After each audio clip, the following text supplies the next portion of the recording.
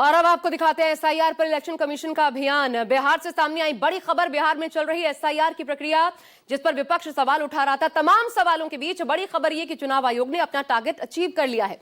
गणना फॉर्म जमा करने से लेकर अस्थायी मतदाता, स्थायी मतदाता, उनके जो पलायन कर चुके हैं मतदाता, इसके अलावा मृत पाए गए मतदाताओं की भी संख्या से जुड़ा डेटा चुनाव आयोग ने आज रिलीज किया है। वोटर लिस्ट रिवीजन से जुड़ी एक एक डिटेल आपको हम दिखाते हैं। देखिए, ग्राफिक्स के जरिए समझिए बिहार में क्या कुछ हुआ है, कितना बड़ा अचीवमेंट चुनाव आयोग का। दरअसल ये कुल मिलाकर के टारगेट 1 7.89 करोड़ मतदाता, जिसमें से 7.24 करोड़ मतदाताओं ने अपना गणना फॉर्म जमा कर दिया। टारगेट नंबर 2, आगे एक एक करके देखते जाइए क्या रिलीज किया गया है, क्या बताया गया है जानकारियां चुनाव आयोग की तरफ से। वैध मतदाता छूटने न पाए, क्या किया इसके लिए।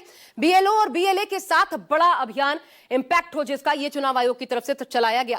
टारगेट 3, अस्थायी रूप से पलायन किए गए मतदाता। 246 अखबारों में विज्ञापन दिया गया, वापस आइए, गणना फॉर्म जमा कीजिए ताकि आप छूटने ना पाए। चौथा टारगेट देखिए, शहरी मतदाता न छूटे, इसके लिए क्या किया गया। शहरों में कैंप लगाए गए, हर नगर निगम के 3 अधिकारी बाकायदा इस काम में दिन रात जुटे रहे।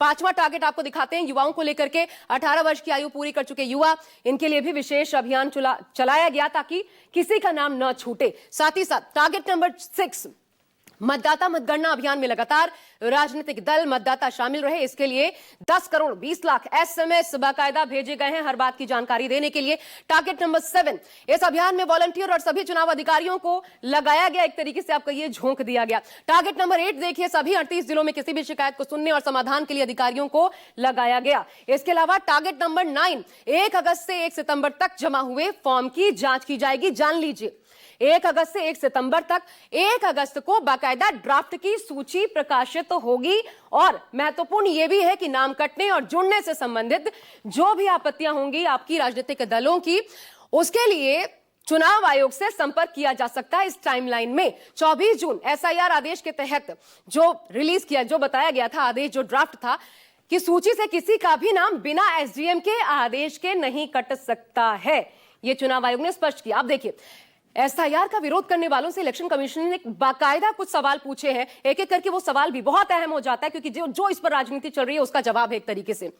पहला सवाल, ये बात चुनाव आयोग की समझ से परे है कि जब 1 अगस्त से 1 सितंबर तक पूरा 1 महीना उपलब्ध है, कोई भी व्यक्ति गलत काम जोड़े जाने या किसी नाम के गलत तरीके से हटाए जाने पर आपत्ति दर्ज कर सकता है, तो फिर अभी से इतना हंगामा क्यों किया जा रहा है, चुनाव आयोग पूछता है। दूसरा सवाल देखिए, राजनीतिक दल आखिर क्यों नहीं अपने 1.6 lakh BLA booth level agent से कहता है कि वे 1 अगस्त से 1 सितंबर के बीच दावे और आपत्तियां दर्ज करवाएं। ये सीधा राजनीतिक दलों से सवाल। तीसरा सवाल ये देखिए, कुछ लोग क्यों इस तरह का भ्रम फैलाने की कोशिश कर रहे हैं कि जो ड्राफ्ट सूची जारी होगी वही अंतिम सूची है, जबकि एसआईआर आदेशों के अनुसार ये सिर्फ प्रारूप सूची है, न कि अंतिम सूची।